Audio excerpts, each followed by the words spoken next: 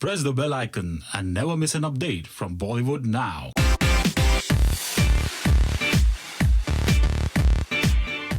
इनके करियर का आगाज़ हुआ एक गाने से और वो गाना भी गाया किसने? सलमान और शाहरुख ने। कौन है? देखिए सर, स्वागत है।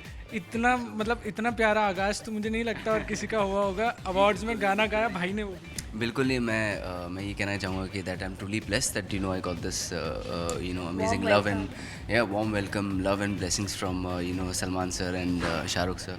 तो इससे बड़ा तो कुछ हो ही नहीं सकता है। कियारा, आपसे जानना चाहूँगा, जितने भी लोग, जितनी भी हीरोइनें जो हैं, अगर अब्बास मस्तान सर के साथ डेब्यू किया है तो उनका जो करियर ग्राफ है बहुत ऊपर गया है और बहुत ही करियर के एकदम नाजुक से सिचुएशन में आपको ये मिला है। मतलब अभी करियर का शुरुआत हुआ और उन्हीं में बन गए अब्बास मस्तान की हीरोइन आप। बिल्कुल, मैं भी अपने आप को बहुत ही ब्लेस्ड मानती हूँ कि इतने like you said so early और मुझे ये मौका मिला है उनके साथ काम करने का। मैं हमेशा से ही एक अब्बास मस्तान हीरोइन बनना चाहती थी।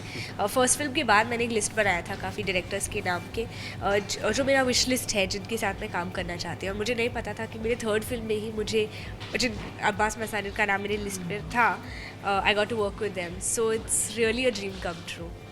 मुस्तफ़ा, परिवार तो बैकग्राउंड है ही एक्टिंग में, डायरेक्शन करते हैं पिताजी और अंकल, तो कैसे कहाँ से आया ये एक्टिंग का कीड़ा जो होता है बहुत लाजवाब होता है, कहाँ से आया? एक्टिंग पता है क्या क्या होता है ना, एक्चुअली मैं कभी एक्टर नहीं बनना चाहता था। मैं आपको ये बता दूं, मैं कभी एक्टर बनना नहीं चाहता था। मैं हमेशा डायरेक्टर बनना चाहता था। इसलिए नहीं क्योंकि मेरे डैड डायरेक्टर है या वो लोग करते हैं, मुझे भी एक शौक़ था डायरेक्ट करने का, क्योंकि मैं हमेशा से ना स्क्रिप्ट सोचता था, अपनी स्क्रिप्ट खुद ही बनाता था और मैं उसको एक्ट आउट करके देखता था कि अच्छा ये कैसा लगता है। तो मैं जब डायरेक्शन अपना कोर्स करने गया था, न्यूयॉर्क गया था जब मैं अपना कोर्स करने, तो वहाँ पे मैंने मुझे जब एक्टर्स को एक्सप्लेन करना होता था, मैं उनको एक्ट आउट करके बताता था। और उसके बाद मैं यहाँ पर आके मैंने अपने डैड को असिस्ट किया। तो जब मैं इनको सीन सुनाता था एज एन एडी, जब आपका काम होता है कि आपको एक सीन सुनाना होता है हर बार, तो मैं उनको सुनाता था, तो मैं उनको एक्ट आउट करके दिखाता था और मैं उनको अलग वेरिएशन देता था कि अच्छा ये इस तरीके से भी हो सकता है, उस तरीके से भी हो सकता है। तो वही करते करते मुझे मैं एक्टिंग के अंदर आ गया और मुझे लगा कि मुझे डेफिनेटली एक्टिंग ही करनी चाहिए। मुस्तफ़ा, कभी सेट पे होता था पिताजी और चाचा जी दोनों हैं, बैठे हुए हैं, तो डांट कभी पिताजी से पड़ती थी या मतलब कुछ हो गया, पहली बार एक्टिंग कर रहे हैं, कुछ तो मतलब कभी कभी गलतियां हो ही जाती हैं, तो कभी डांट कौन ज़्यादा पड़ता था या कौन आके बचाता था? एक्चुअली वो लोग दोनों हमेशा ना एक ही ट्रैक पे जाते हैं, तो दोनों का माइंड एक ही चलता है, पता नहीं कैसे बट चलता है वो। तो एक्चुअली बहुत ज़्यादा डांट नहीं मिलती थी, बट क्योंकि उन लोग का जो उन लोग का होमवर्क है, जो हम लोग को बताते थे पहले से आके, एक दिन पहले या 10 दिन पहले हम लोग को बता देते थे कि we are gonna shoot this scene this way और we are gonna shoot this scene that way and you are gonna do this और दैट। तो ये सब ना जो भी डायरेक्शंस वगैरह थे वो हम लोग को पहले से मिल जाते थे, तो कोई कन्फ्यूजन नहीं होता था। ऑन सेट कभी कभार थोड़ा सा इम्प्रोवाइजेशन होता था, तो वहाँ थोड़ी बहुत चेंजेस आते थे। Otherwise everything was on paper. यारा, पहली बार जब फ़ोन आया होगा या जिस तरह से भी कम्युनिकेशन हुआ होगा फिल्म के लिए, तो कैसा रिएक्शन था? मतलब एकदम आई वॉज सोल्ड उस फ़ोन कॉल से ही। मतलब वो स्क्रिप्ट नरेशन जो देने वाले थे वो बस एक फॉर्मेलिटी थी, क्योंकि मेरे दिमाग में मैं already I was like Abbas Mustan want to meet me and want to cast me in this film, it's a big deal. So या उस फ़ोन कॉल से ही आई वाज लाइक कन्विंस्ड। हम सर से भी बात कर रहे थे, तो सर ने बोला कि अगर मुस्तफ़ा इस फिल्म में डेब्यू कर रहा है तो वो सिर्फ एक इंसान की वजह से, वो है आपके भाई। जी बिल्कुल। एक्चुअली पता है क्या था, जब ये स्क्रिप्ट बन रही थी, जब ये स्क्रिप्ट फाइनल हो रही थी, हम लोगों ने खूब काम किया था इसके ऊपर, 5-6 महीने काम किया था फाइनलाइज करने के लिए। तो तब मुझे कहीं ना कहीं था, तब मैं आपको बता दूं कि मैं असिस्ट कर रहा था तब इस फिल्म को, तो मुझे कहीं ना कहीं था कि ये फिल्म अगर मैं कर लूँ एज एन एक्टर तो मतलब माइंड ब्लोइंग हो जाएगा, मतलब मज़ा आ जाएगा। क्योंकि फ़िल्म ऐसी है ना, ये जो कैरेक्टर ऐसा है कि मतलब ये हर एक एक्टर का ड्रीम होता है, मतलब ऐसे कैरेक्टर्स करना। तो हुआ क्या, हम लोग बाकी एक्टर्स ढूंढ रहे थे, तो मेरे भाई ने जाके डैड को बताया कि हम लोग बाकी एक्टर्स ढूंढ रहे हैं, तो मुस्तफ़ा को क्यों नहीं कास्ट कर लेते हम लोग। तो ये पॉइंट मेरे भाई जैनुल ने ऐड किया था और उन लोग के लिए भी बहुत मतलब एक शॉकिंग बात थी कि अरे अचानक मुस्तफ़ा को मतलब कैसे कास्ट कर लेंगे, हम लोग को पता नहीं वो कैसा है या ऑन स्क्रीन कैसे होगा, कैसे एक्टिंग करेगा। तो उसके बाद इन्होंने 2 महीना सोचा, उसके बाद इन्होंने मुझे कहा मुस्तफ़ा एक काम करते हैं, हम लोग एक नरेशन रखते हैं ऐसे जनरल, क्योंकि आज स्क्रिप्ट राइटर आए नहीं है, तो तू हम लोग को सुना दे पूरी स्क्रिप्ट। वहाँ पे 15 लोग बैठे हुए थे, पूरी डायरेक्शन टीम थी हम लोग की। वहाँ पे मैंने नरेशन शुरू किया। लास्ट सीन जैसे ही ख़त्म हुआ, मैंने फुल स्क्रिप्ट एक्ट आउट करके इनको सुनाई।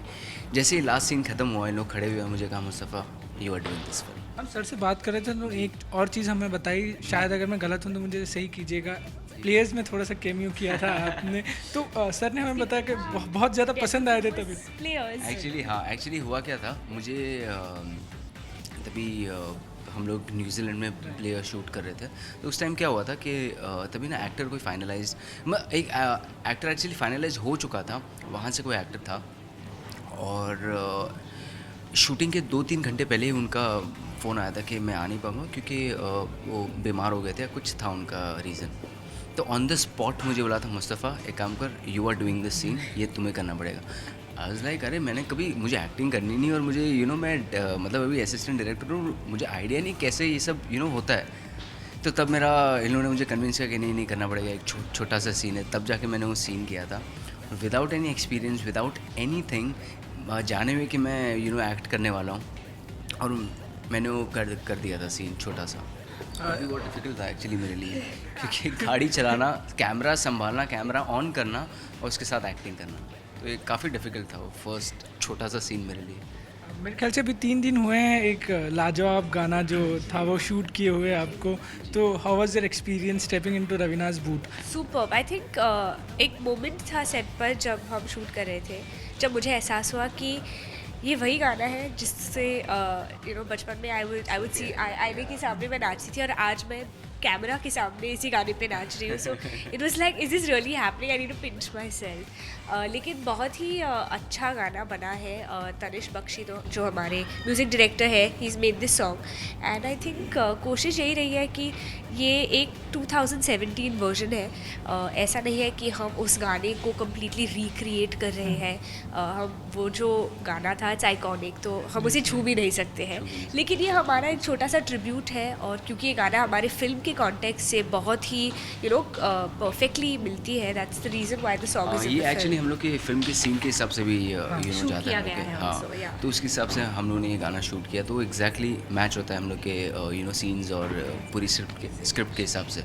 हम लोग लकी है कि हम लोग को ये गाना मिला, और it's a dream come true, because obviously when you are a kid सभी ने उस गाने पे आई थिंक बर्थडे पार्टीज पे या किसी की शादी पे भी बहुत एंजॉय आप आज उसी गाने पे परफॉर्म कर रहे हो, सो बहुत बड़ी बात क्रॉस है। कि आपको ये गाना बहुत अच्छी लगे, it's gonna be out very soon, so तब रिएक्शंस के लिए हम रुक रहे हैं। Wait कर रहे हैं। We're hoping be kind Yeah, and don't everyone try likes to it. compare. Yeah, we just want to enjoy. Yeah, it can't be compared because the original is always going to be the original. तो उसको मतलब कोई छू नहीं सकता।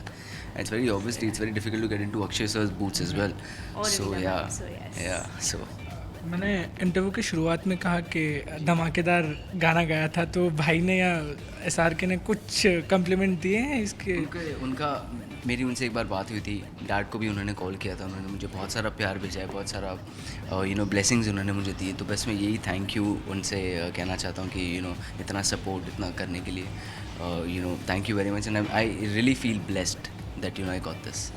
जाते जाते एक रिक्वेस्ट करना चाहूँगा, गाना तो अभी टाइम है आने में, तो अगर एक स्टेप एक झलक दिखा दे उस गाने की, तो एक स्टेप जाते जाते। एक हम लोग ने जो एक हमारा एक हुक स्टेप है इस गाने हुक स्टेप है जो कि इस तरीके से It's a जाता है। clap. It's a clap. Take it out में Neck, लुक अवे look, और मस्त। must. तो So this is a hook step Yeah. basically, and I hope सब लोग को अच्छा लगे, और ये एक बस यही चाहता हूँ कि अच्छा enjoy लगे this, सब be लोग, enjoy entertained, the and song। don't forget to watch Machine on the 17th 17th of of March 2017, please don't forget। चलिए, बहुत बहुत शुक्रिया हमसे बात करने के लिए Mustafa. Best of luck film के लिए, Thank you so much. Best of luck Kiara for the movie. Thank you so much.